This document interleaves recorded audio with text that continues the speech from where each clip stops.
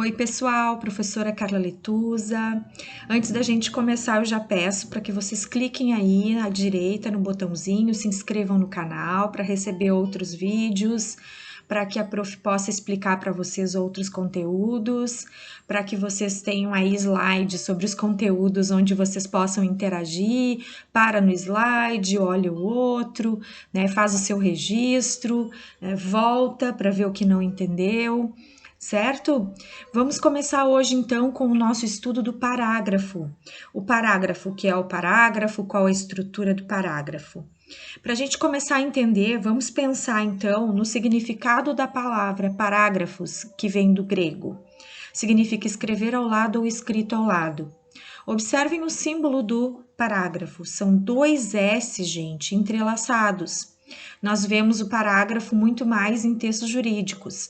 Eu tenho até uma videoaula que fala sobre esse sinal aí, que vocês podem acessar, curtir, enfim, o uso do parágrafo nos textos. E a gente pensando assim, que escrever ao lado significa parágrafo e entrelaçados significa parágrafo, vamos pensar nas ideias e na estrutura dos parágrafos. Vocês olham os textos e os textos precisam ter relação entre as suas partes, ou seja, tem que estar casadinhos, tem que estar pareados. É isso que o parágrafo precisa ter, é essa relação, tem que todas as ideias e a escrita tem que estar entrelaçada. Sabendo isso, então, vamos passar a entender o que não é um parágrafo. E aqui eu vou contar uma coisinha que acontece nas minhas salas de aula. Eu pergunto em sala de aula o que é um parágrafo e muitos dos meus alunos dizem, professora, parágrafos são aqueles 2 dedinhos no início da frase. Ok, se a gente for ver assim nas aulas de crianças menores, para a gente dar essa noção de não escrever grudado na margem, tá valendo 2 dedinhos. Agora, os meus alunos e outros que já têm mais uma idade aí, estão proibidos de usar 2 dedinhos. No lugar de 2 dedinhos, chamem de recuo do parágrafo. Ok? Então, um parágrafo ele é marcado por um recuo, né, que faz com que a gente veja aí o início da nossa frase nesse bloco de texto que a gente vai ter. Outra coisa é que uma palavra isolada ela não é um parágrafo, ela vai depender se ela está conectada ou não dentro de um texto.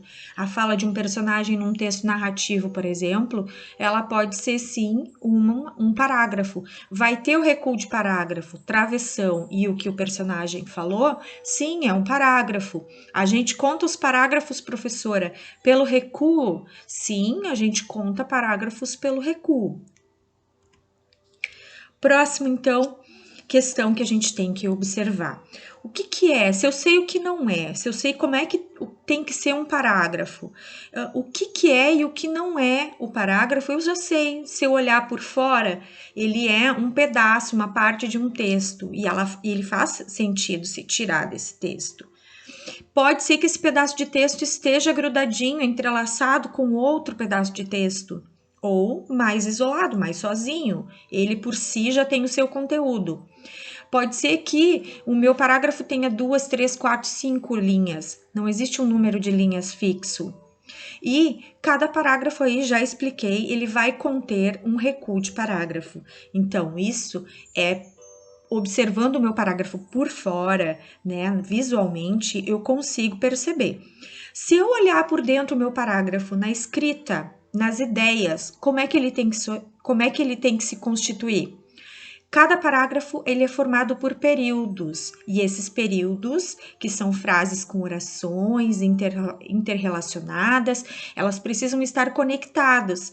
Estes períodos se conectam a outros períodos, certo? Para aqueles que não sabem a diferença entre frase, oração e período, eu já gravei um vídeo anteriormente só sobre essas 3 questões, a diferença entre elas, ok? Volta lá, entra no vídeo. É assim que a gente faz para construir o conhecimento, tá, gente? A gente tem que buscar, não sei o que é, vai lá e busca para continuar o seu estudo aqui, ok? Então, por dentro, eu posso dizer que o parágrafo ele é um mini texto, tá, gente? Ou seja, ele é independente e ele é desenvolvido em torno de uma ideia. Se eu leio o parágrafo de vocês, eu tenho que saber sobre o que vocês estão falando e sobre o que dentro desse assunto de vocês. Tem que haver uma delimitação deste assunto, ok? Logo tem um exemplo para vocês entenderem melhor. Ah, professora, mas parágrafo é sempre só de um tipo? Não, eu tenho os meus parágrafos longos, que são aqueles que explicam mais, são mais prolixos, eles têm muito mais conteúdo. Nós temos o médio, que é o texto que eu trabalho com vocês aí, o pessoal do 9º ano, o pessoal do ensino fundamental, séries finais, ensino médio, é um parágrafo médio, bem organizado. Nós temos o curto, que é aquela frase, a publicidade usa muito, é um parágrafo. Nós temos os parágrafos nos textos narrativos. Os textos narrativos trazem específicos parágrafos, mais longos, mais curtos, vai depender do texto. Vocês têm os descritivos, são aqueles que trazem as características de algo, alguém, paisagem, enfim, lugares, objetos, descrevem, vai depender de quais os aspectos vocês querem focar dentro das descrições que vocês vão fazer. E nós ainda temos o dissertativo, que é aquele texto geralmente mais cobrado, é o texto que traz opinião, é o texto que expõe uma posição de alguém sobre um determinado assunto, ou posições, mais de uma opinião sobre um assunto, ok? Aqui eu vou mostrar para vocês um exemplo de texto dissertativo.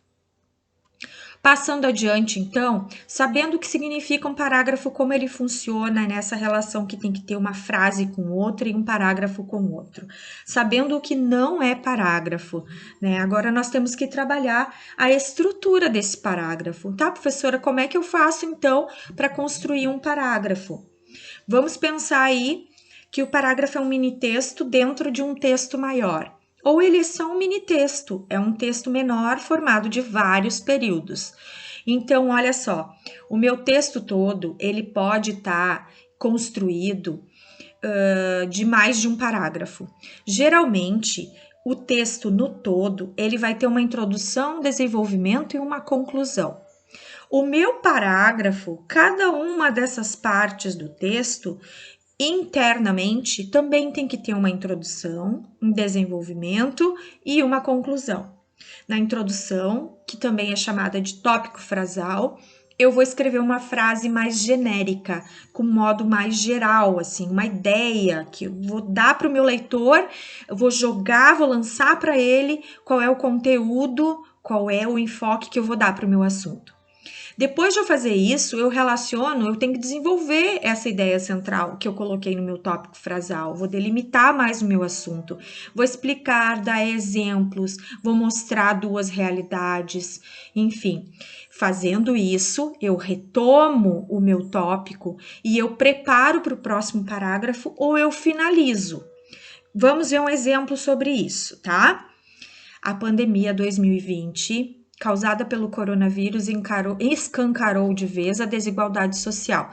Essa frase que fala sobre a pandemia e dentro da pandemia a desigualdade social é o meu tópico frasal. O que, onde, como é o meu tópico frasal. Aí eu não dei a minha argumentação aqui para o leitor, eu vou desenvolver. Tudo isso que está em verde é o desenvolvimento deste tópico frasal ali no início. De um lado, aqueles que conseguem manter-se em isolamento com boas condições de moradia e acesso à internet. E de outro, aqueles que sequer possuem água, dependendo do poder público para se protegerem, usando máscara e lavando as mãos.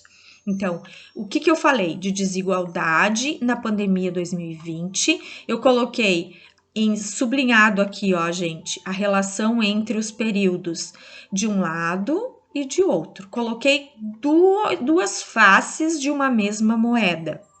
E aí eu vou finalizar esse meu parágrafo. E aqui tem um conectivo, né? Um advérbio de modo, infelizmente, e traz também um pouco da opinião do autor. Ficamos ao mesmo tempo estarrecidos e impotentes diante deste cenário.